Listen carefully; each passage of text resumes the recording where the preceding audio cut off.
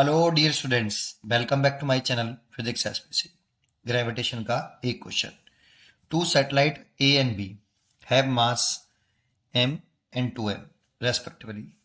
A is in circular orbit of radius r, इस circular orbit की radius है, and B in circular orbit of radius 2r around the earth. The ratio of their kinetic energy is Ta upon Tb each. Time पर नहीं है, ये kinetic energy का ratio है। ठीक है, चलिए पहले तो डायग्राम बनाते हैं। ये तो अर्थ है,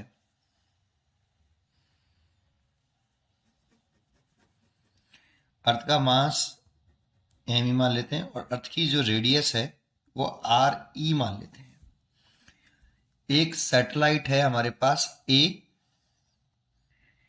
ये सैटेलाइट है आपका ए, और इसकी रेडियस ऑफ ऑर्बिट, ये ऑर्बिट हो गया, इसकी रेडियस ऑफ ऑर्बिट है सेंटर से सेंटर, ये रेडियस ऑफ ऑर्बिट हो गई इसकी, ये वाली, this is the radius of orbit.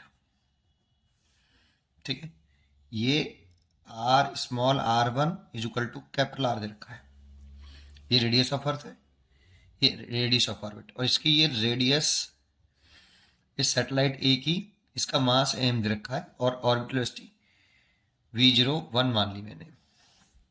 ठीक है, ये दूसरा सैटेलाइट है हमारे पास बी, इसका मास 2m दे रखा है, इसकी जो रेडियस ऑफ ऑर्बिट है, ये जो रेडियस ऑफ ऑर्बिट है सेंटर से, ये वाली radius of orbit r2 is equal to 2r दे रखी है, और इसकी ऑर्बिटल वेलोसिटी v02 मान लेता हूं। ठीक है, तो देखो इसमें पहले हमें ये पता होना चाहिए कि ऑर्बिटल वेलोसिटी का जो फॉर्मूला है v0, वो रूट के अंदर g अर्थ का मास आता है, जिस प्लेनेट के अराउंड सैटेलाइट घूमते हैं उसका मास आता है, ओवर रेडियस ऑफ ऑर्बिट आती है, small R radius of orbit. अगर रेडियस ऑफ ऑर्बिट को अगर हम डायग्राम में समझें तो जैसे ये अर्थ है,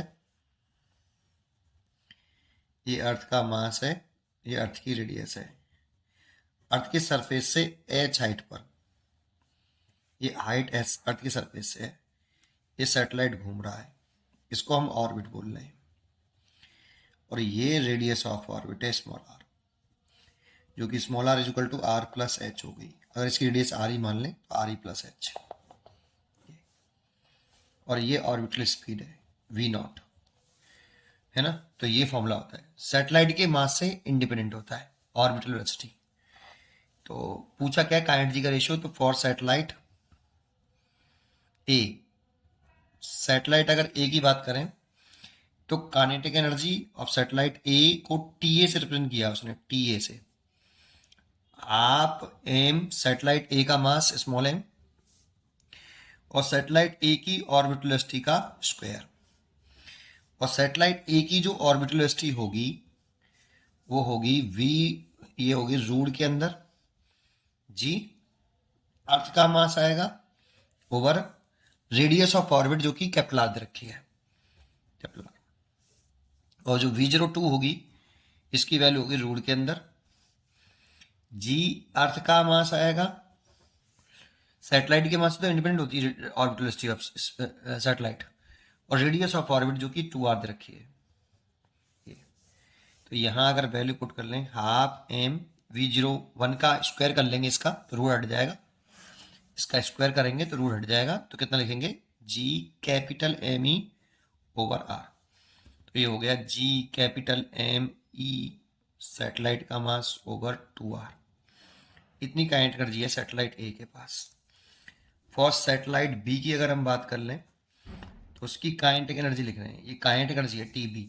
ठीक है, तो T V is equal to half mass of satellite जो कि 2m है, तो 2m लिखेंगे, एंड ऑर्बिटल वेलोसिटी का स्क्वायर v02 का स्क्वायर, तो 2 से तो 2 कैंसिल हो जाएगा, m v02 इसका स्क्वायर करना है, और स्क्वायर करेंगे तो कितना आएगा g capital m e over 2r, square से दूर हट जाएगा, तो ये आ गया g capital m e small m by 2r।